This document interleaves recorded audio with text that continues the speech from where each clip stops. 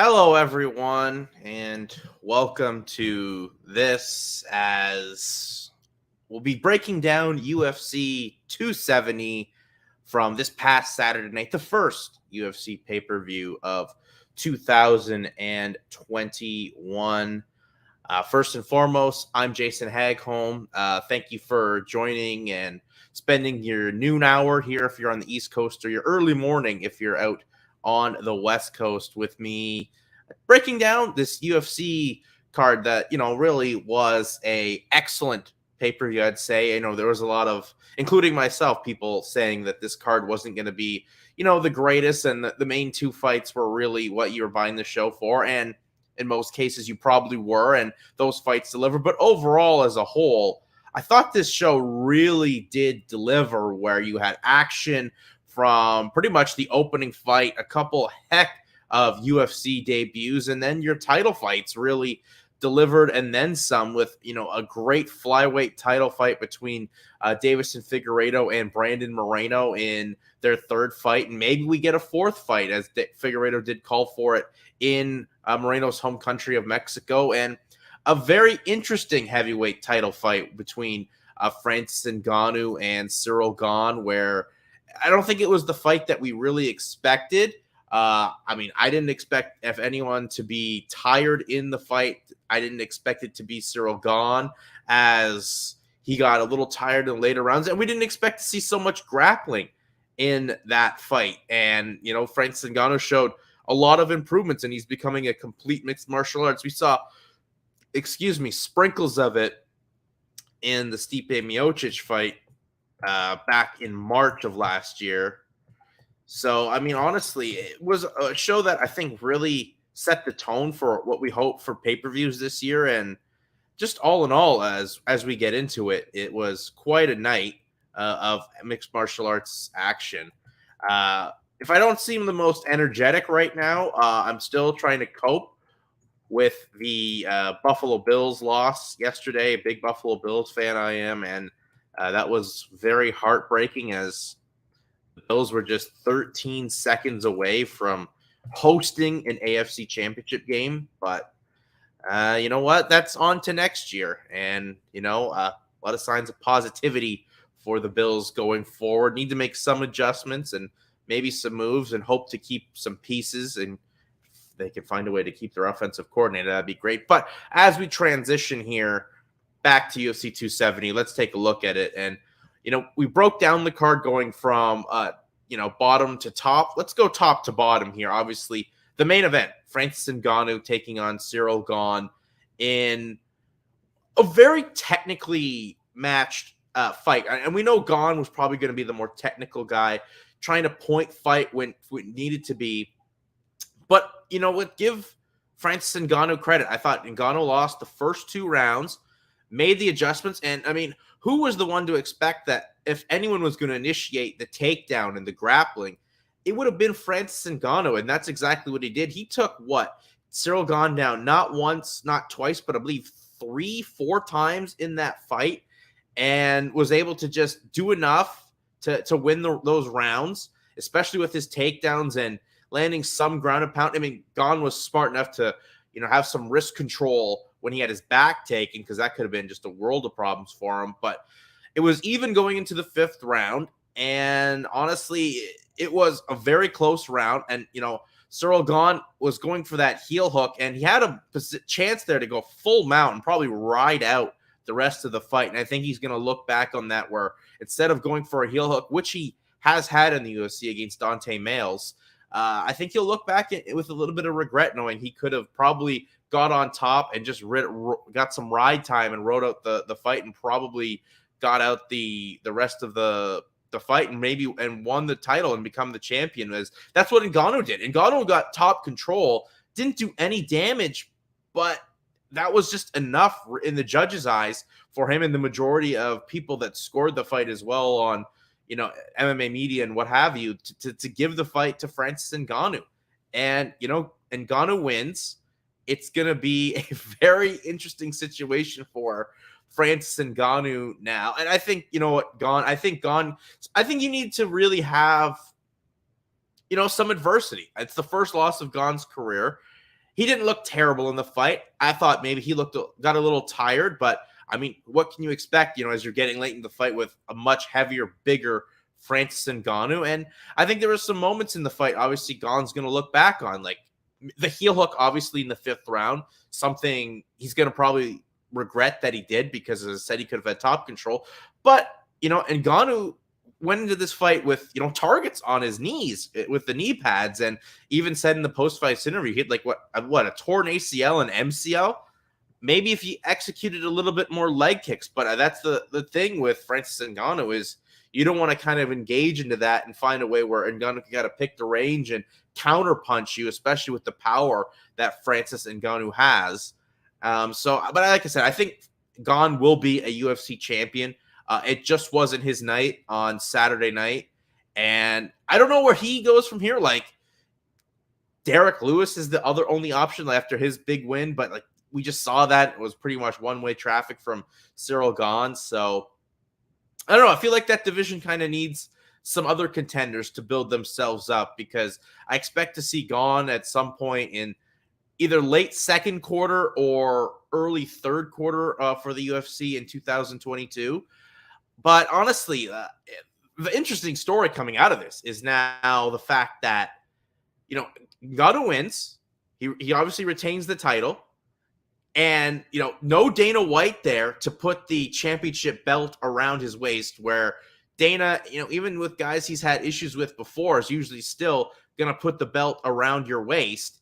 And the only time I can really recall Dana didn't put the belt around someone's waist was if it was a contest winner had won, where they got to put the belt around like George St. Pierre or whoever the champion was at the point in time where the fight had happened. So no Dana White doing the belt presentation after the scorecards were read, and no Dana White post-fight press conference. And I think that, the no sounds and no actions of or no speaking engagements of Dana White is the biggest tell, and just how far off and how upset Dana White and Francis Ngannou are, or at least with Francis Ngannou's management, CAA, are with each other right now. And I thought pretty much a bad look from Dana White. Look, Dana, he's come in guns a-blazing. He's had some bad news, especially like if you look at the George St. Pierre, Johnny Hendricks fight, where, George pretty much announced he was retiring. Said it was taking a break. But Dana found out that news like we all did when he announced it on the microphone. And Dana still went in there, gave a very stirring press conference and some rough thoughts about George St. Pierre and his team, but he still went out there and did the press conference. And I know Dana doesn't necessarily have to do these press conferences, but he's done them since he's pretty much been in charge of the UFC back when Zuffa took over in 2001. I think he has to go out there and make a statement. And because, the next time he's doing any media engagements, this is all he's going to be asked about. Why not try to get out in front of it and make a comment on the fight? I'm sure he didn't like how the fight went, wanted it to be, a stand-up banger type fight, because we know how Dana feels kind of about grappling and what have you.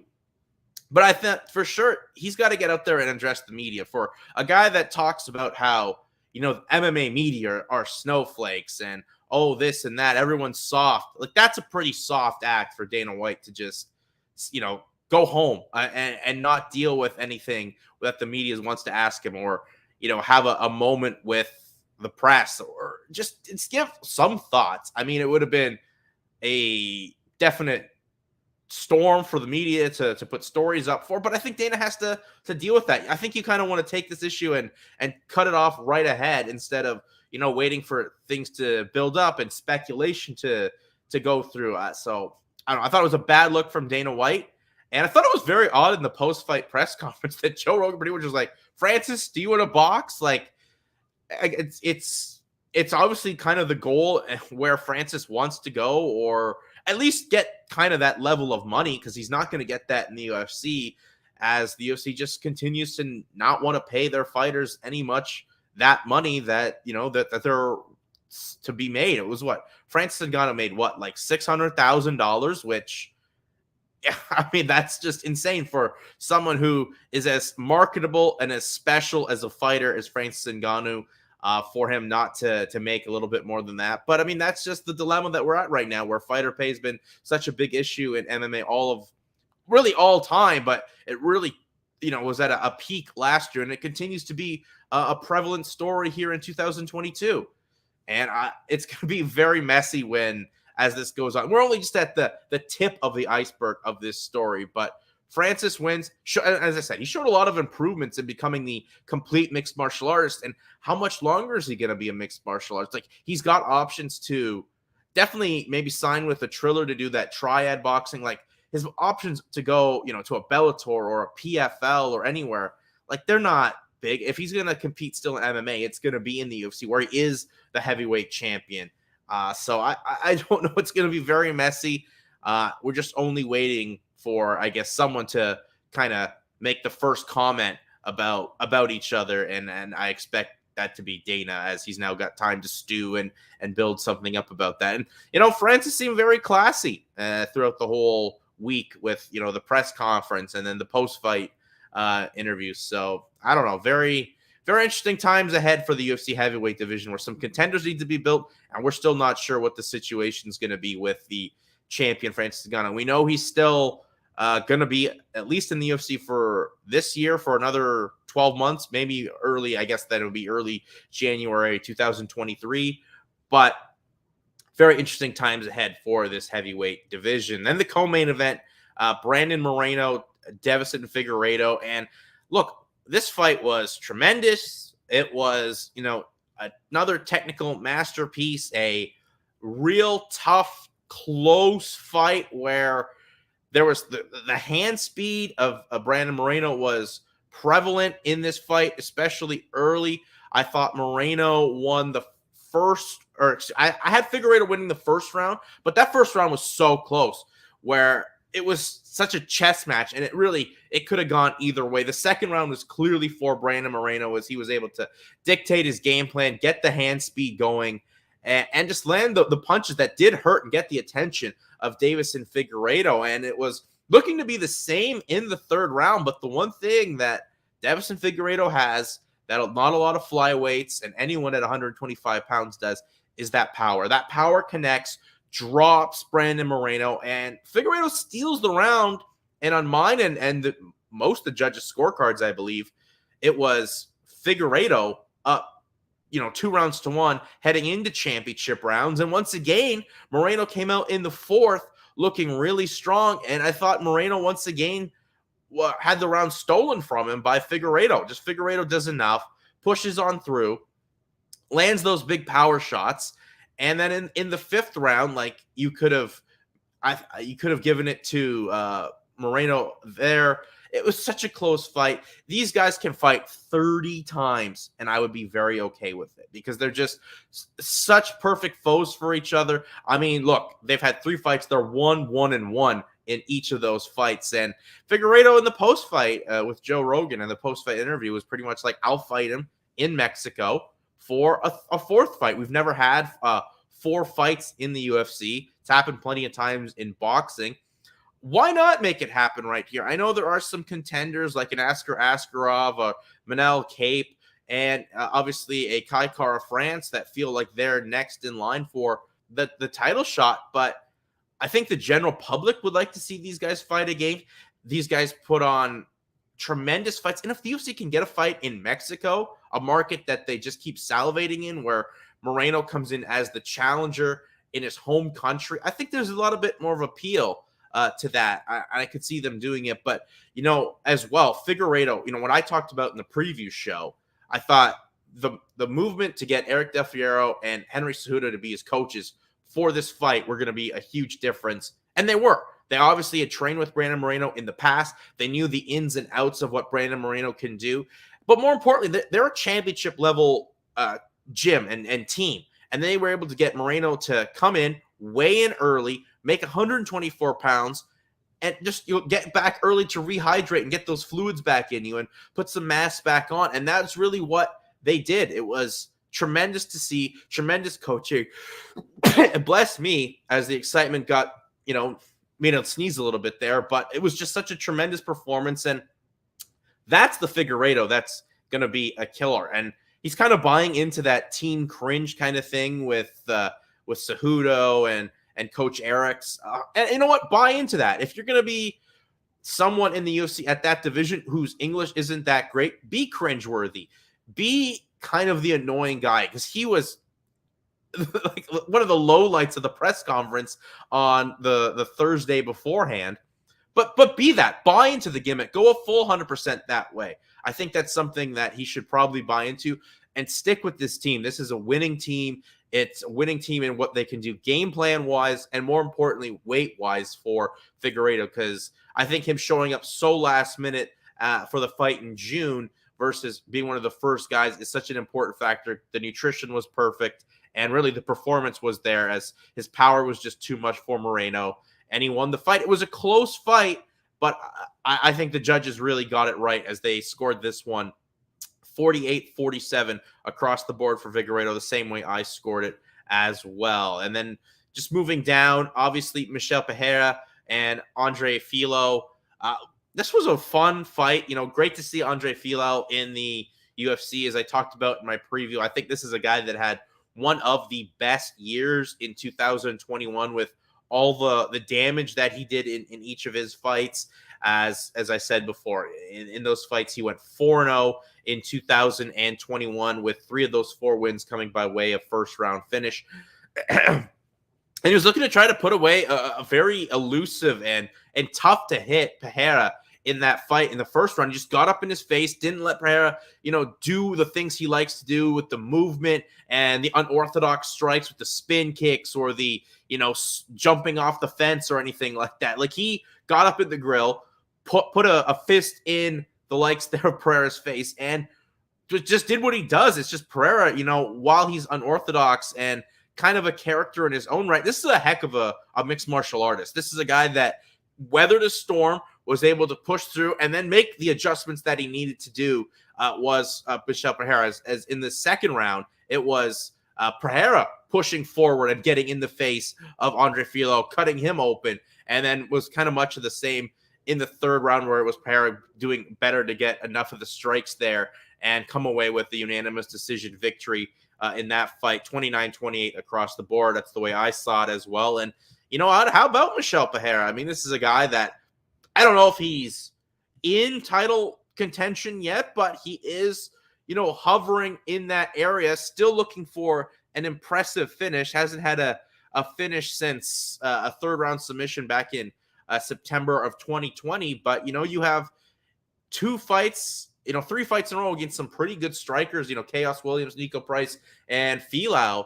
I think you're putting yourself up there for being a strong contender. I don't think he's at the cusp, but he's, the 1B to the 1As of those fighters in the welterweight division. So keep looking for Pajara to put things on. And I like I said, I'm happy to see Filau in the UFC. I don't think it'll happen, especially with this fighter kind of staying at middleweight. But I'd love to see Chris Curtis and Filau have a fight.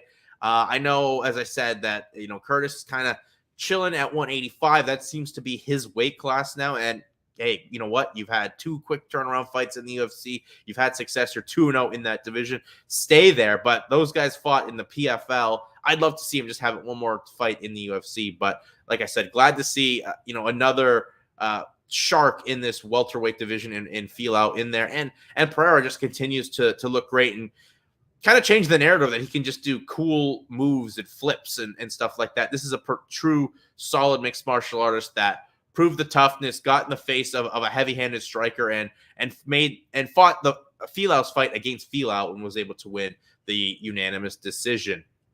Then moving down, Saeed Nurmagomedov just made quick work of Cody Stamann's just first-round guillotine choke, 47 seconds in. Nurmagomedov, once again, after having those struggles with COVID, comes back into his second fight within 2 years, and once again gets it done in under a minute in the first round. And just a y'all must have forgot kind of performance there for Nurmagomedov, a guy that continues to live up to that name and will be a player in bantamweight, and especially with a record at 15-2.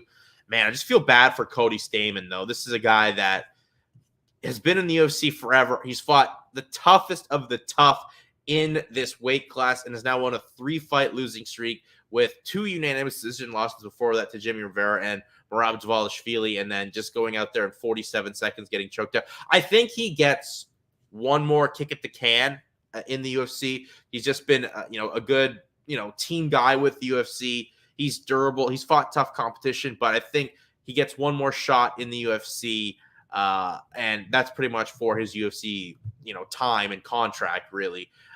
As it's do or die right now. He's looking for a win for the first time since June of 2020. So tough for Cody Stamann. Hate to see it, but Nurmagomedov just, he just came in there and got things done when needed to be. And then we kicked off the pay-per-view with a debut in Michael Morales taking on Trevin Giles. I thought Giles looked excellent in that first round, where things are going so great. He looked perfect at this weight class of 170 pounds.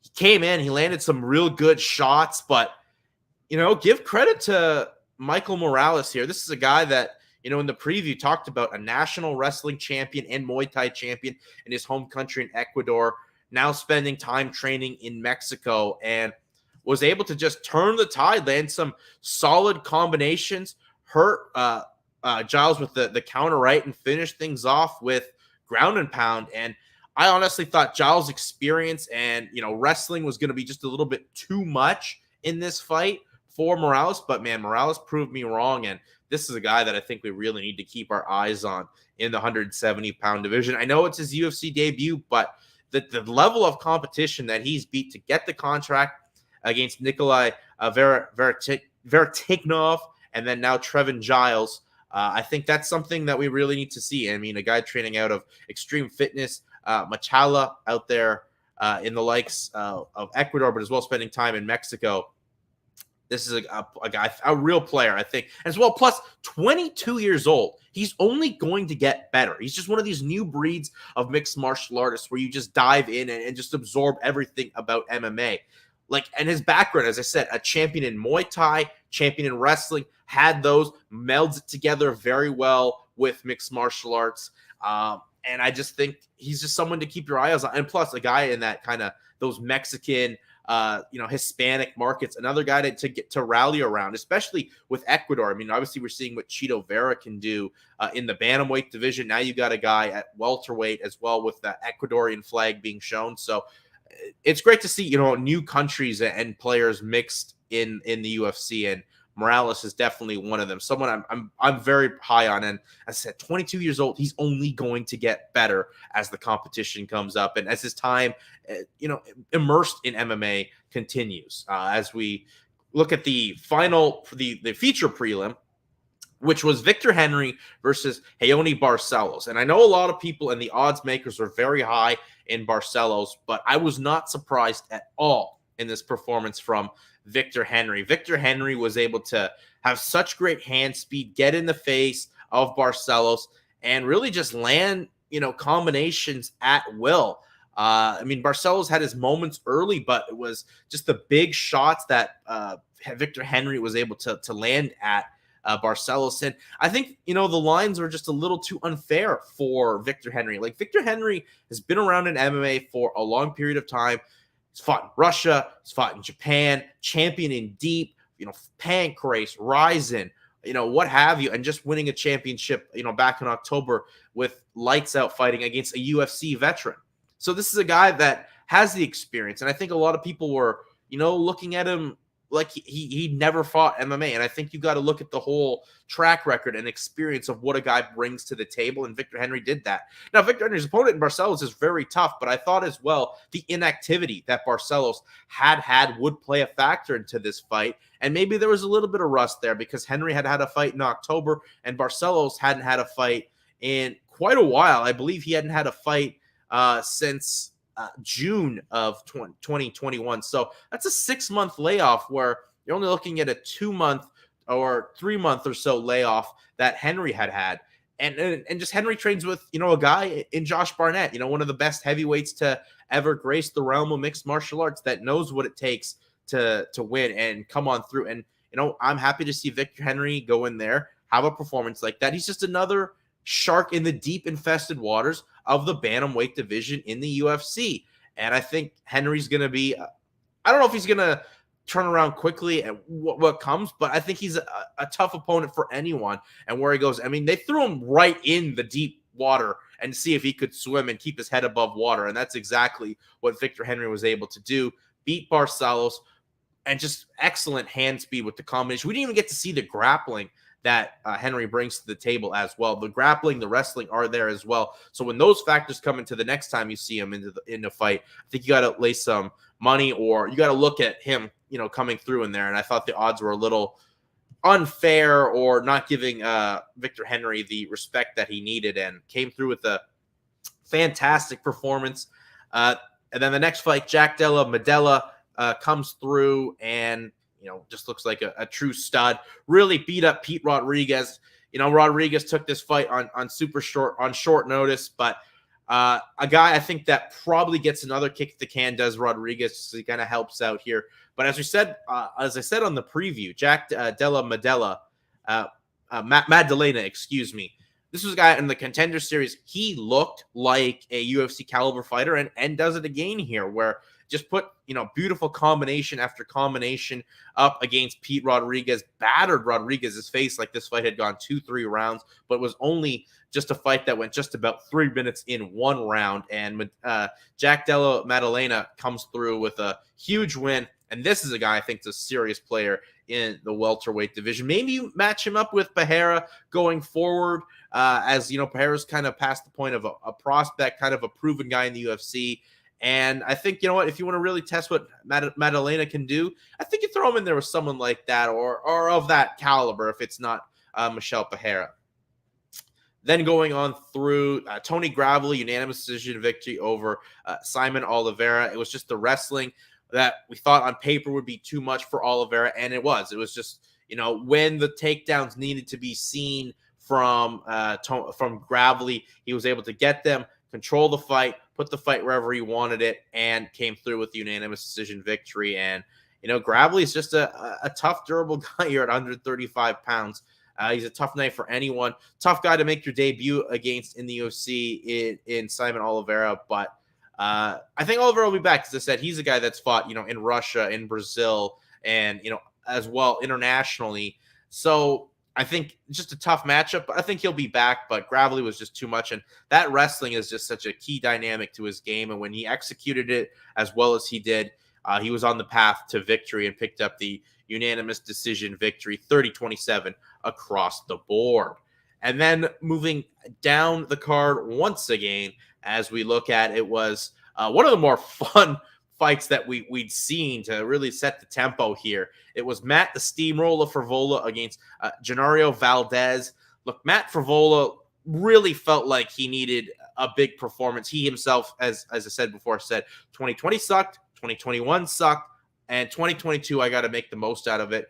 And Valdez, is a guy that came in here from Icon, excuse me, not Icon, Luke's Fighting, won a contract in the Contender Series, and he just can make it just, wants to bang with you. And that's not the recipe you want really against the Matt Frevola. Frevola has good hand power and a wealth more of MMA experience than the likes of Valdez had in that fight. And, Frevola was just able to put it on him. Valdez showed that Mexican grit, that Mexican toughness, was able to pop up time after time when this fight probably could have been stopped a little bit early. But Frevola knocked down Valdez, I believe, 6 times in one round, and is able to ground and pound out Valdez and get the finish. I thought this fight could have honestly been stopped a little bit sooner. But I thought, good to see Frevola back in the win column, erase the rough go of the 7-second knockout loss against Terrence McKinney in his last fight. And it's good to see. Matt Frevola is one of the good guys in all of mixed martial arts, and he put on a great performance. Valdez, I think, just had an opponent that he bit off more than he can chew, especially if you look at the Contender Series fight. He got rocked in that fight against Patrick White, and had to weather the storm and showcase his hand skills and power to come through with the second round KO in that fight. But you don't want to, fight a guy and try to blitz someone like Frevola with that much hand power, that much speed, and more importantly, just that much wealth of experience with the team he's got behind him. Second fight on the final fight on the early prelims as well was Vanessa Demopolis against Delvana Gomez Juarez. And this was another kind of crazy fight as Gomez Juarez dropped Demopolis. And as Demopolis was kind of out, she was able to readjust as Juarez was in her guard and, sink in a slick armbar to get the tap. And that's one thing about Vanessa Demopolis. Look, if you've seen her career, especially in the LFA, this is a girl that can take punishment. And she got dropped with a solid flush right hand by Juarez, was able to get her bearings back in enough time where Juarez couldn't land enough ground and pound shots to get the finish, and adjusted and was able to get the submission victory and pick up her first win in the UFC. I think, Vanessa Demopolis is going to be a solid addition here to the strawweight division. Her first fight that she had in the UFC against JJ Aldridge was on, like I said, super short notice. Really didn't have time to prepare the proper game plan for Aldridge, as she was supposed to have her own fight in the LFA, and things switched on her. But you have time, you readjust, and as well, you get an extra week to prepare, as this fight was supposed to be on the January 15th, first show of 2022. You have an extra week to prepare for this card, a little bit more time to get the game plan down, and I think you're gonna find some tough sledding to find a way to put Vanessa Demopolis away with the pain threshold she has, the ability to take some damage on, and an underrated ground game Demopolis has. She's spent some time doing some jiu-jitsu competitions, and proving to be an interesting character, especially with her post-fight interview with Joe Rogan, where she leapt in Rogan's arms. And she's an entertaining person, and I think strawweight right now really needs a character and a fighter of that level as well to be in there, where I think Demopolis will be fun and someone to keep your eye out for at 115 pounds. And then our opener, which was the lone Canadian on this card, Jasmine Jasudavicius, took on Kay Hansen, and it was just what I thought it would be. Jazz was just had too much size, too much reach against Kay Hansen, who spent most of her time fighting at 115 pounds, moving up that 10 pounds. That's a big chunk of change to try to make up for, especially when you hadn't fought that weight in about 4 years or so. You got to make the adjustments against a girl in Jasudavicius who can kind of simultaneously go between 115 and 125, but 125 seems to be her natural weight, and was just able to use that size, that length, that reach advantage, and as well her good wrestling ability that Jasudavicius has, training at Niagara Top Team up in Niagara, Ontario, where she's training with guys and killers like Chris Prickett, who was the former head coach at Brock's wrestling program out in St. Catharines, Ontario. And anytime Hansen had a moment where, it looked like she was going to have momentum, Jazz showed off, the good wrestling, the good jiu-jitsu, switch the hips, get full mount, and just control things or stuff the takedowns, showcase good balance. I mean, I think, for a first fight in the UFC, I thought Jazz fought as good as anyone could fight, picked up a unanimous decision, 30-27 across the board for Jasudavicius. And I think she fought smart too. Jazz can go in there and brawl and make it, a wild, crazy fight, which will get the fans on their feet. And I think she may at some point in her UFC career have to do that, but this wasn't the fight to do it. As Kay Hansen wasn't going to kind of bring that fight to her, and just use what you're good at, your ground game, your grappling, your wrestling, and that's exactly what Jasudavicius did. And I think Jazz is going to be a real player at 125, especially with her height, her size, her length, her reach. She's just going to be a lot of problems for a lot of girls at 125. And like I said, her lone loss was at 115 in a very controversial split decision CFFC strawweight title fight. So this is a girl that will cause problems for anyone. And if she needs to make it a brawl, look out. She can. She will definitely turn the tide that way. So, that was UFC 270. And, look, we talked about Francis Ngannou. It's going to be very interesting in this heavyweight division. And as well, this flyweight division, because there's a lot of options, a lot of guys that are making their cases of what they can do in the UFC flyweight division right now. Like I said, Manel Kape, Askar Askarov, and as well, obviously, Kai Kara France. But I think you got to kind of look at maybe making this fight a fourth time. It's never happened. That's something the UFC likes to do, some firsts, especially if they make it in Mexico, where that's a market the UFC really wants to, continue to generate and get eyeballs on and keep turning out fighters, from south of the border. So I would be okay with that. And honestly, it's going to be very interesting to see what ends up happening. I think the heavyweight title side of things is going to be very super interesting to see what happens, especially as Francis has his options. Down the line, he's still under contract to the UFC, but Triller's going to find a way to it. And if this finds its way to go to court, who knows? But I mean, as well, this card had a lot great title fights, great debuts. Victor Henry, Michael Morales, Jack Della Maddalena, Jasmine Jasdavicius, as well, Vanessa Demopolis. Well, not really a debate for Demopolis, but you get the picture what I'm saying there. And while there is no UFC this weekend, they take a week off. There is MMA, of course. There's a one championship card, but Friday there is the U.S. debut of Khabib Nurmagomedov's promotion, Eagle FC, which I'm very looking forward to seeing what Eagle FC does. I think it's a pretty fun card. I mean, Tyron Spong, Sergey Karatanov is, I think this should just be a stand-up bang style of a fight. I don't know. I mean, Karatanov looked fun in his last fight in Bellator back in August against Czech Congo, where he was winning, and then Congo was able to land a shot, drop him, and turn things around.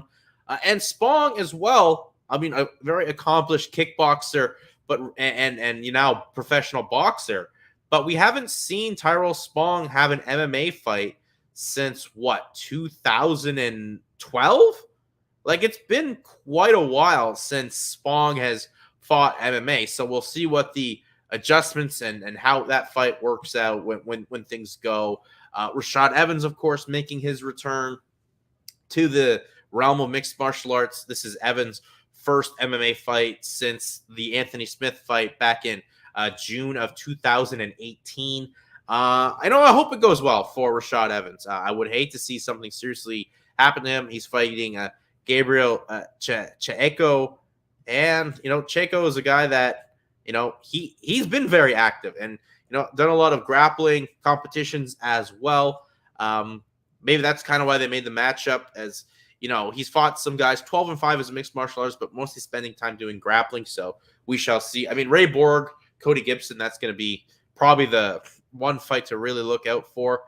But I think it's just going to be, what can Eagle FC do? They plan to have a lot of big shows in America this year, especially in the Miami, Florida area. The show is free on the FLX app, so that's a bonus as well. And then, of course, Bellator on Saturday night, where they get the night to themselves, where the heavyweight title will be on the line, as Ryan Bader will take on Valentin Moldavsky to unify the championship belts. So, I mean, this is a very interesting fight to see where Bader's head's at after, going out in the light heavyweight Grand Prix, where he got blasted in just 51 seconds by Corey Anderson. But heavyweight, Bader has been a real success in Bellator, though I think Moldavsky may be a little bit too much. 11-1, a Fedor prodigy, and looking for his first finish as well is Moldavsky since July of 2018. But you know what? It's kind of crazy that we're having two heavyweight unification fights. The UFC just had theirs, and now Bellator will have their own version this Saturday night from Phoenix. Benson Henderson, Islam Mamadev, very interesting fight there. I think if we're looking at a fight to really circle, I think Henry Corrales, Aiden Lee is a good fight, don't get me wrong, but Sabah Homasi, Jaleel Willis, I think that is one at welterweight that should be one of the better fights on that card. But that'll really do it for me here, breaking down UFC 270. We'll be back probably later in the week to preview or look at these Eagle FC cards, this Bellator card as well. And as well, get into, talking about some of the news going on. And I plan to have some interviews for you as well this week. So with that, enjoy the rest of your Monday. I'm Jason Hagholm. Don't forget to like, rate, and subscribe. Peace out. Enjoy the rest of your Monday, everyone.